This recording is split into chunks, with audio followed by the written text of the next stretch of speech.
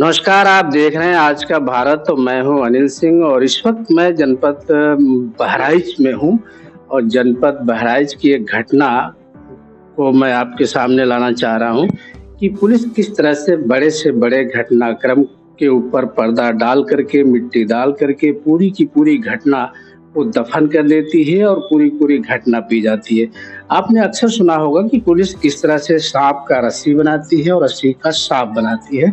जो पीड़ित पक्ष होता है उसके साथ किस तरह से अन्याय करती है और अनुचित लाभ के चलते पुलिस ये सारे कारनामे करती है।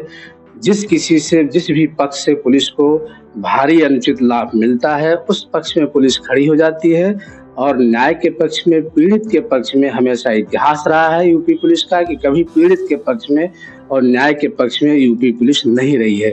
जबकि हमारे योगी आदित्यनाथ जी यूपी के जो मुख्यमंत्री हैं उनका साफ-साफ कहना है कि ज़ीरो टॉलरेंस नीति पे हम काम कर रहे हैं, लेकिन पुलिस जो मुख्यमंत्री जी हैं उनकी छवि को किस तरह से खराब करती है उसका एक जीता जागता नमूना मैं आपके सामने कहानी पेश कर रहा हूं और पीड़ित से भी मैं बात करूंगा। पूरी घटनाक्रम से मैं पर्दा हटाऊंगा कि देखिए पुलिस किस तरह से घटना पे पर्दा डाल करके, मिट्टी डाल करके, जो बड़े लोग हैं, जो पैसे से मजबूत हैं, जो पुलिस की सेवा करते हैं, चाहे वो भट्ठे वाले हों, चाहे प्रॉपर्टी डीलर वाले हों, जिस पक्ष से पुलिस को पैसा मिलता है पुलिस उसी पक्ष में खड़ी होती है और किस तरह से सही का गलत और गलत का सही कहानी बनाती है पुलिस, ये मैं नमूना आपके सामने पेश करता हूँ। घटनाक्रम चूँकि बहराइच के कोतवाली देहात का है। कोतवाली देहात का एक गांव है खुटहना। खुटहना का एक पीड़ित परिवार है जो 24 मई को रात लगभग 9 बजे अपने परिवार के साथ, फैमिली के साथ बहराइच, खुटहना से बहराइच जा रहे थे। खुटहना से बहराइच जाते समय रास्ते में एक भट्ठा पड़ता है। भट्ठा मालिक इसी जो स्टेट हाईवे, जिस स्टेट हाईवे पे पीड़ित परिवार जा रहा था उसी स्टेट हाईवे पे वो सड़क पे, बीचों बीच सड़क पे मिट्टी ला करके, भट्ठे में जो मिट्टी प्रयोग की जाती है वो मिट्टी सड़क पे डाल दिया था। और चूंकि बीचों बीच सड़क पे मिट्टी पड़ी हुई थी, उस समय का, उस घटनाक्रम का, जिस समय घटना हुई है उस समय का विजुअल, उस समय का फुटेज, उस समय का फोटो, वीडियो हमारे चैनल के पास मौजूद है। वो भी मैं आपको दिखाऊंगा, वो भी आप आगे स्क्रीन पे देखेंगे कि किस तरह से बीचों बीच सड़क पे मिट्टी पड़ी हुई है। और ये जब परिवार अपने i10 कार से परिवार जब ये जा रहा था तो उस वक्त सामने से कोई ट्रक आ रहा था। ट्रक की हेडलाइट चूंकि ड्राइवर के आंखों में पड़ी जिससे वो आंख चौंधिया गई और वो स्पष्ट दिखाई नहीं दिया और सामने मिट्टी का ढेर लगा था। मिट्टी के ढेर पे गाड़ी चढ़ जाती है और अनियंत्रित होकर गाड़ी पलट जाती है, जिसमें जो पीड़ित पाठक जी हैं, इनकी जो पत्नी है वो गंभीर रूप से घायल हो जाती हैं, ये भी घायल होते हैं। और गंभीर रूप से घायल होने के बाद जब इन्हें हॉस्पिटल ले जाया जाता है, ये चूंकि सेंसलेस होती हैं, हॉस्पिटल में एडमिट होती हैं। इलाज के दौरान डॉक्टरों ने बताया कि चूंकि जब जांच किया डॉक्टरों ने तो बताया इन्हें मेजर इंजरीज है, हेड इंजरी है और कई जगह इनके मतलब बोन्स भी टूटा हुआ है और ये 14 दिन तक डिस्ट्रिक्ट हॉस्पिटल में हॉस्पिटलाइज रही। इनका ट्रीटमेंट चलता रहा। अभी भी ये अस्वस्थ हैं, अभी भी अपने हाथों से अपना दैनिक क्रियाकलाप ये नहीं कर पाती हैं। तो इनके साथ कम से कम न्याय होना चाहिए। जिस वजह से घटना ये कारित हुई उसका मुख्य वजह था कि भट्ठा मालिक के द्वारा जो मिट्टी सड़क पे डाली गई थी, अगर वो मिट्टी सड़क पे ना होती तो कार उस पर ना चढ़ती, ना अनियंत्रित होती, ना ये घटना होता। तो प्रथम दृष्टया घटना का जो मुख्य आरोपी है, मुख्य अभियुक्त है, वो भट्ठा मालिक है जिसके द्वारा सड़क पे मिट्टी डाली गई थी। तो उसके ऊपर पुलिस अभी तक कोई कार्रवाई नहीं कर पाई और पीड़ित परिवार इस वक्त इतने मानसिक टार्चर के दौर से गुजर रहा है कि इस वक्त मतलब परिवार में जितने अन्य जो बच्चे हैं उनका भी पढ़ाई लिखाई डिस्टर्ब है और अभी तक ये अब उस घटना से ये परिवार उबर नहीं पाया है। तो मैं सरकार से, योगी आदित्यनाथ जी से अपने चैनल के माध्यम से अपील करता हूँ कि कम से कम इस पीड़ित परिवार को न्याय दिलाया जाए, अन्यथा इसी तरह और घटनाएं पुलिस के द्वारा कारित किया जाएगा और जो मुख्य अभियुक्त हैं, जो जिम्मेदार लोग हैं, वो इसी तरह बच निकलेंगे और इस तरह और भी घटनाएं भविष्य में होती रहेंगी। तो मैं इसी घटनाक्रम में जो पीड़ित हैं उनसे मैं बात करूंगा और जानने का प्रयास करूंगा कैसे घटनाक्रम हुआ, क्या हुआ। तो आइए हम बात करते हैं। क्या नाम है आपका? मेरा रोशनी पाठक। ये क्या हुआ मैम, कैसे क्या? हम वही रात को हमारे देवर आए थे और उन्हीं के साथ ये हमारे हस्बैंड और मेरा बच्चा था। हम लोग बहराइच जा रहे थे और रास्ते में हम जा रहे थे, हमको बस चिलवरिया क्रॉस किए थे। उसके बाद मतलब मिट्टी जहाँ पे थी वहाँ तक हमको याद है थोड़ा, फिर मिट्टी का ढेर दिखा, वो भी बिल्कुल कंफर्म हमको याद ही नहीं आ रहा क्योंकि मैं बेहोश हो गई थी। जैसे ही एक्सीडेंट हुआ गाड़ी पलट गई, हमको कुछ नहीं पता। और बाद में हमको जब होश आया तो हम हॉस्पिटल में थे। वहाँ हमारे जो जानने वाले थे सब लोग वहीं पे मौजूद थे और हम कुछ नहीं कर पाएंगे।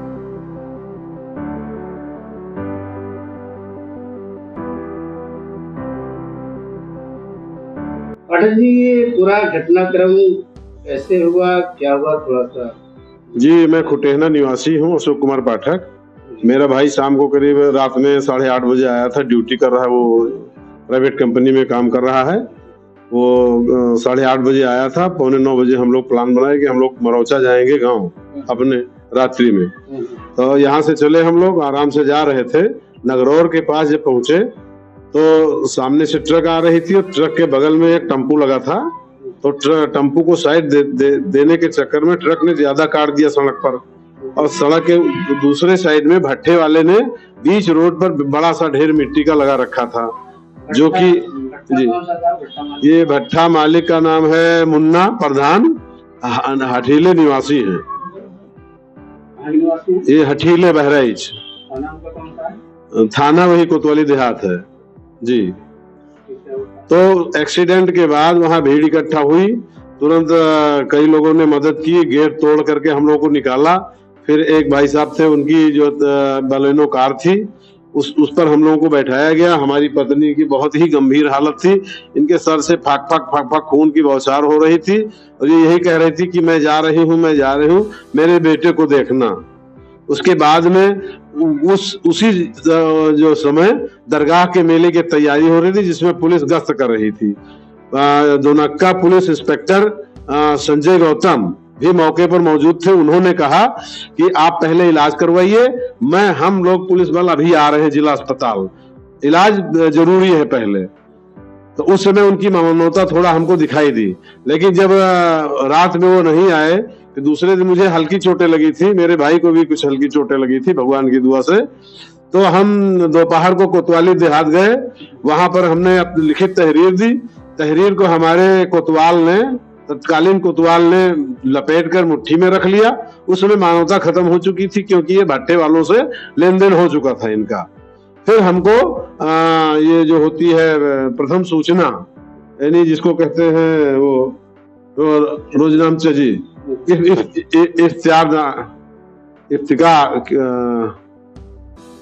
अब प्रथम सूचना उसको कहते हैं, अपने हिसाब से पुलिस ने गढ़ करके हमको पकड़ा दिया। उसके बाद में हम कई बार गए, हमने कप्तान साहब से भी बात की। हमारी पत्नी की बहुत ही दयनीय हालत थी, किसी ने, ना पुलिस ने, ना किसी ने हाल चाल जानने की हमारी कोशिश की, ना कोई अस्पताल आया। कई बार मैं कोतवाली देहात गया, लेकिन कोई परिणाम नहीं हुआ। बाद में मैंने श्रीमान एसपी महोदय से लिखित प्रार्थना पत्र मिला व्यक्तिगत रूप से। उन्होंने उस पर कार्रवाई करने के लिए संजय गौतम एसआई दोनक्का को कहा। उन्होंने जांच में कुछ ना हमसे बयान लिया, ना हमारी पत्नी से बयान लिया, ना और किसी हमारे परिजन से बयान लिया। हमें कुछ पता नहीं है, पुलिस द्वारा हमें कुछ भी पता नहीं कि पुलिस ने क्या किया। फिर जब हमारे मोबाइल पर मैसेज आया कि आपका निस्तारण कर दिया गया है, तो मैं जब उस रिपोर्ट को निकलवाने गया तो उसको देखकर मैं दंग रह गया, क्योंकि सारा घटनाक्रम खा करके और उसको असत्य साबित कर दिया पुलिस ने।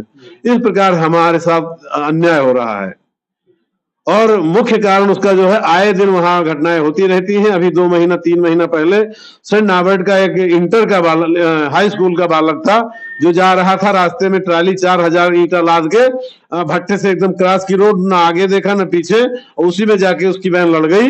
उसमें एक बच्चा ऑन स्पॉट खत्म हो गया। सेंट नाबर्ट स्कूल का नामी ग्रामी स्कूल है सेंट नाबर्ट। तो इस तरीके से भट्टा वाले आए दिन कहीं बुग्गी और घोड़ी गदही सब हाँकते रहते हैं रोड पर। रोड को अपनी बपौती समझ रखा है।